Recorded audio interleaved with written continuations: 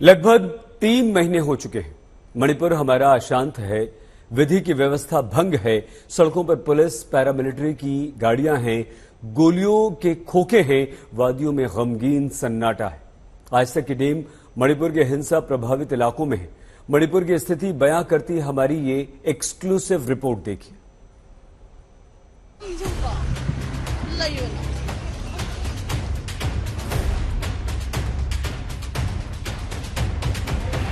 देश की राजधानी दिल्ली से लगभग 2400 किलोमीटर दूर पूर्वी हिमालय की गोद में बसा ये राज्य अशांत है। इंसान ही इंसान के खून का प्यासा है। अविश्वास और आक्रोश का माहौल है।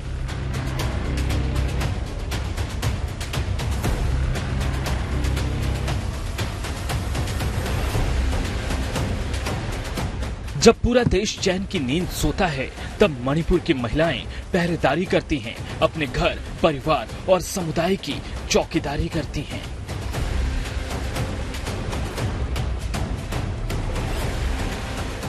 एक तरफ गोलियों की तड़तड़ाहट हो, दूसरी तरफ बमबाजी का धुआं, तब जिंदगी कैसे चलती है? आज तक के साथ चलिए ग्राउंड जीरो पर। पिछले 3 महीने से मणिपुर में हालात बेकाबू हैं।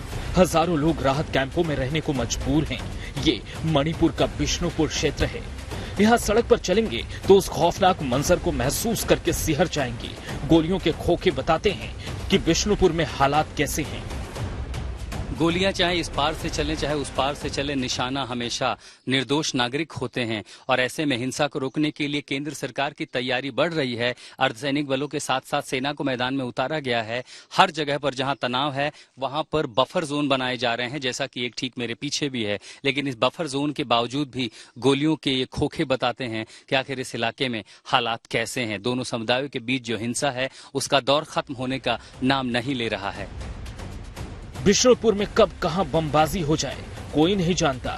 गोलियां किस तरफ से आएं और किसके सीने को आर पार करते हुए निकल जाएं कोई नहीं जानता। ये बिष्णुपुर का मैतई गांव है जो अब ध्वस्त हो गया है।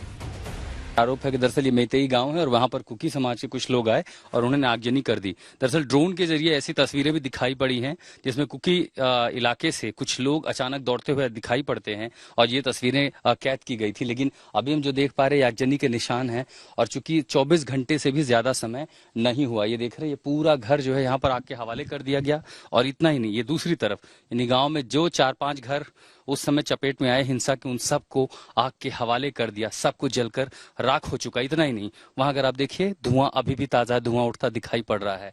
यानी जो हिंसा की घटनाएं हैं वो मणिपुर के उन इलाकों में जो दो समाज के लोगों के रिहायशी इलाकों को बांटती है, जो उनके बीच सीमा रेखा खिंच गई है, वहां पर हिंसा का दौर मणिपुर में अभी भी जारी है। इतना ही नहीं, जिस समय हम यहाँ पर घूम रहे हैं रह रहकर गोलियों की आवाज सुनाई दे रही है और ऐसे में यह अंदाजा लगाना मुश्किल होता है कि गोली दरअसल किस हिस्से से आ रही है, गोली कौन चला रहा है। और ऐसे में अगर इस तरह की प्रोटेक्टिव शीट लेकर हम इलाकों में ना हो तो आप समझ सकते हैं कि ये कितना जानलेवा हो सकता है।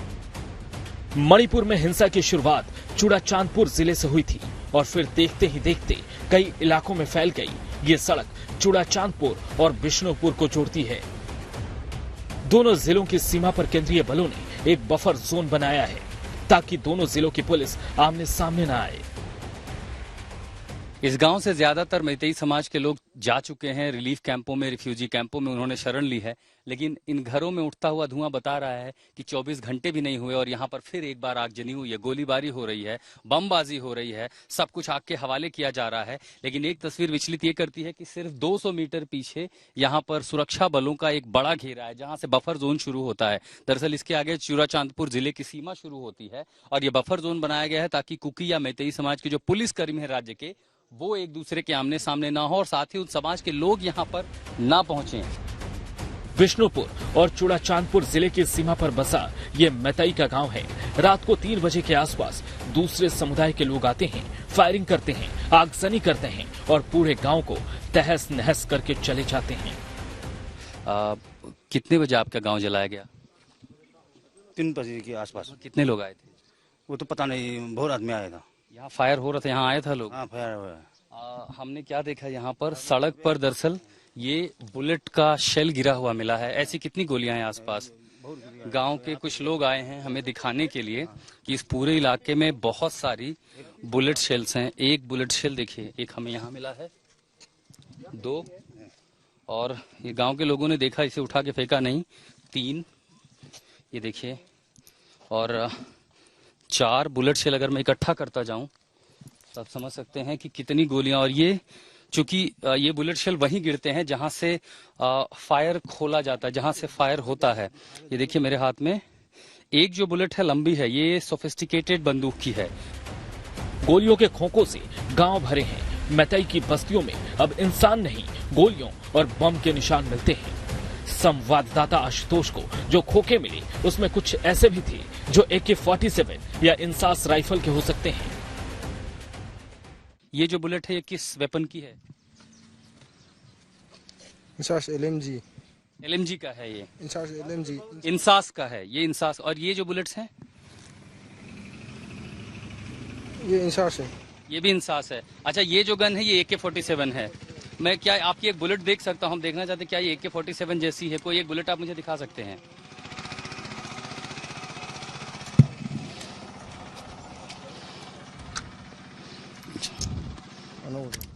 ये जो बुलेट है ये कुछ 7.62। 7.62 कैलिबर कहते हैं इसे? हाँ, ये AK है। ये AK की बुलेट है। और ये इस पर क्या लिखा हुआ पढ़ सकते हैं आप मुझे? 7.62। SLR की है, मतलब ये AK-47 की नहीं है। तो SLR कौन लोग यूज करते हैं? ये मतलब साधारण लोगों के पास होना चाहिए क्या इस तरह का बंदूक? नहीं। ये जिन बंदूकों से इन गोलियां चलाई गई हैं ये साधारण लोगों के पास नहीं होती हैं। बिष्णुपुर गांव गवाही दे रहा है कि यहाँ गोलियों की बौछार हुई। गांव खाली है लेकिन उम्मीदें बाकी हैं कि एक दिन ये घर, ये गलियां फिर से गुलजार होंगी। आशुतोष मिश्रा, बिष्णुपुर, आज तक। चूड़ा चांदपुर वो जिला है जहां से हिंसा फिर से शुरू हुई और यहीं से पहले भी शुरू हुई थी। देखते ही देखते आसपास के जिलों में फैल गई। हजारों परिवार राहत कैंप्स में रहने को मजबूर हैं। दिन में तो जैसे तैसे समय कट जाता है लेकिन रात बहुत भारी पड़ती है क्योंकि इम्फाल और उसके आसपास की महिलाएं 3 महीने से सोई नहीं। आखिर क्यों महिलाएं रात भर जाग रही?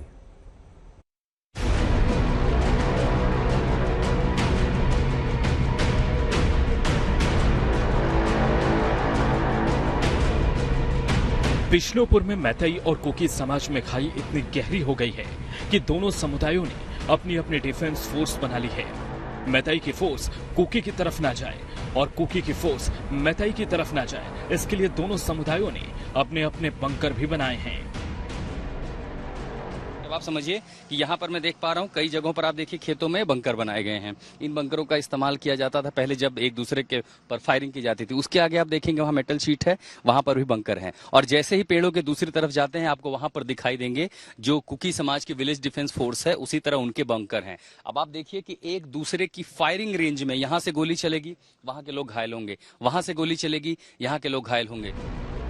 इन्हीं बंकरों से गोलियां चलती हैं, वहीं बमबाजी होती है, मोर्टार भी दागे जाते हैं।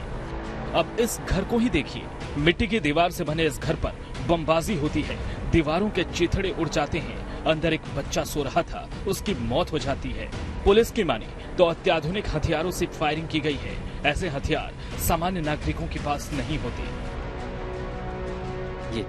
ये सब छर्रों का असर है। जैसे ही पॉम्पी गन शूट हुआ यहाँ पर और एक के बाद एक कई गोले गिरे, किसी एक गोले का असर नहीं हो सकता। इतना दीवार का इधर का पूरा हिस्सा ये देखिए। अब हम आपको दूसरे हिस्से में लिए चलते हैं, यहाँ की स्थिति कैसी है। यहाँ भी आप देखेंगे सिर्फ और सिर्फ दीवार में लगभग पूरी तरह से छेद हो चुका है। ये काम गोलियों का नहीं है, ये बॉम्ब का है। आप सोचिए कि अब तक हम गोलियों के बारे में जान रहे थे, अब यहाँ बमबारी तक होने लगी है। और ये मैतइयों का गांव है जहां बम गिरा है। अब आपको दूसरे हिस्से में लाके देखते हैं। दीवारों पर आपने देखा यहाँ एक मासूम बच्चा सोया हुआ था। उसे अंदाजा नहीं था कि आखिर ये उसकी आखिरी शाम हो सकती है। ऊपर से मोर्टार का पूरा सा हिस्सा गिरता है, यहाँ टकराता है और उससे वो इतनी तेज घायल होता है। अब यहाँ पर सिर्फ खून के निशान है। ये तस्वीरें आपको विचलित कर सकती हैं। और उसके बाद यहाँ से उसे अस्पताल ले जाया गया जहाँ उसने दम तोड़ दिया। ये ऐसी एक स्थिति नहीं है, एक तस्वीर नहीं है। ये मणिपुर में कॉन्फ्लिक्ट इलाके की ऐसी तस्वीरें हैं। न जाने कितने निर्दोषों ने यहाँ दम तोड़ा है। बिष्णुपुर के हिंसा प्रभावित इलाकों की खाक छानते हुए आज तक की टीम उस जगह भी पहुंची जहां राहत कैंप बनाए गए हैं। मैतेई समुदाय के लिए जो राहत कैंप बनाए गए हैं उस पर बमबाजी और गोलियां चलाई गई। इन राहत कैंपों में जिंदगी जीना आसान नहीं है, लेकिन अभी के हालात ऐसे हैं कि मैतेई के लिए अपने घरों को लौटना भी आसान नहीं, इसलिए राहत कैंपों में ही गुजर बसर चल रहा है। अभी किस कंडीशन में रह रहे हैं यहाँ के गांव वाले? हम लोग का गांव का अभी हालत बहुत ख़राब है। अभी उन लोग ने इतना बमबारी किया था कि हम परसों भी पहले भी एक आदमी मर चुका है हम लोग का, और परसों भी हम लोग का एक आदमी मरा है। वो इतना सिर्फ 20 साल का आदमी था। अभी भी ये लोग आज रात को क्या करेगा, कब उन लोग शुरू करेंगे ये पता नहीं है। ये मणिपुर हमारा, ये मैतेई लोग का ये मणिपुर है। ये हम लोग हमारा घर सो के हम कहाँ जाएगा, रिलीफ कैंप में हम लोग कितना दिन तक रह पाएगा। ये अभी हम लोग का जान जाओ या ना जाओ, ये हम लोग का जगह पे रहना हम लोग का ये फैसला है। ये बस मैतेई समुदाय के लोग कहते हैं कि आखिर कब तक राहत कैंपों में रहेंगे। मणिपुर तो हमारा है, बाहरी लोगों ने हमें हमारे ही घर से बेदखल कर दिया। मणिपुर पुलिस, असम राइफल्स, सैनिक और अर्धसैनिक बलों ने मोर्चा तो संभाला है, लेकिन ग्राउंड पर स्थिति वही है जो अभी तक कैमरे ने देखी। दिन जैसे तैसे बीत जाता है, लेकिन रात बड़ी भारी होती है। हाथों में मशाल, मन में भय, डर, शंका और चिंता अपने बच्चों की, अपने परिवार की, अपने गांव की कि आखिर हालात कब ठीक होंगे। यही मैतेई महिलाएं कभी अपने बीच कुकी समाज के परिवारों के साथ रहती थी। हिंसा हुई, हालात खराब हुए तो कुकी समाज के परिवार घाटी छोड़ करके पहाड़ों की ओर चले गए। अब इन्हें चिंता इस बात की है और ये डर बताता है कि कैसे दो समुदायों के बीच इतनी गहरी खाई खुद गई है। इन्हें लगता है